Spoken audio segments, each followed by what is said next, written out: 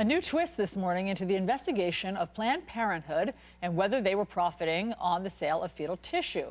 A Texas grand jury has cleared Planned Parenthood of all misconduct and instead indicted the anti-abortion activists behind those undercover videos. Joining us now is Executive Vice President of Planned Parenthood, Dawn Laguens. Dawn, great to see you this morning. You must feel very vindicated. Good morning. This morning that this grand jury has exonerated Planned Parenthood and, in fact, indicted the people behind the undercover videos. Was that a surprise to you?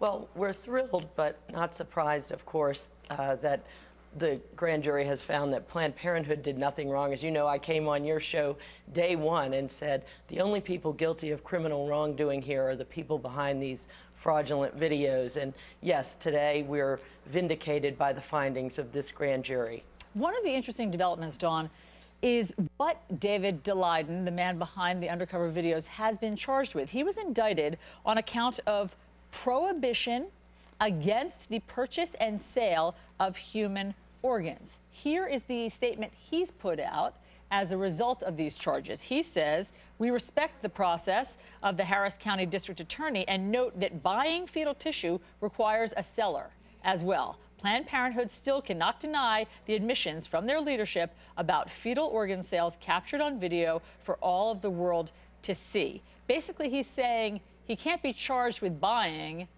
if there was no seller. What's your response?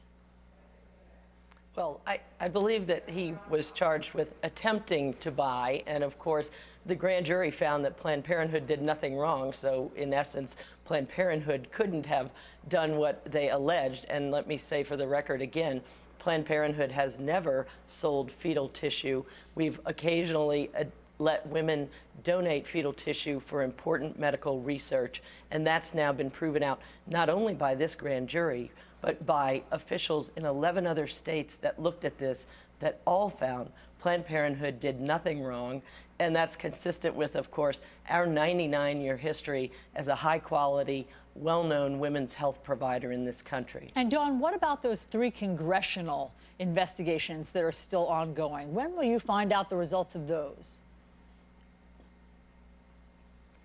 I'm not sure that they're going to have results because I'm not sure that they're intended to do anything but be part of an ideological crusade that would try to take away women's right to safe legal abortion in this country. And of course, we saw Cecile Richards, the president of Planned Parenthood, testify where it was very clear that she was just being grilled and interrupted for political purposes, it seemed, and not really to get at any kind of truth about this matter. But now this grand jury has made clear what we've said.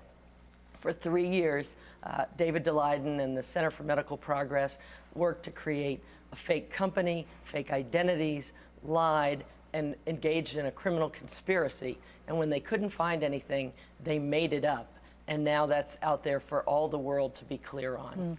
And Dawn, yes, to be clear, Planned Parenthood has been exonerated. They have been cleared by this grand jury of any not only criminal misconduct, but wrongdoing. And yet, Dawn, those videos that people saw, and I'm talking about the unedited portions, the conversations over lunch, where you hear the Planned Parenthood representatives talking in a tone that people did find disturbing, in a sort of cavalier manner, and talking about, I want a Lamborghini. Maybe we can, get a better price for these sorts of things.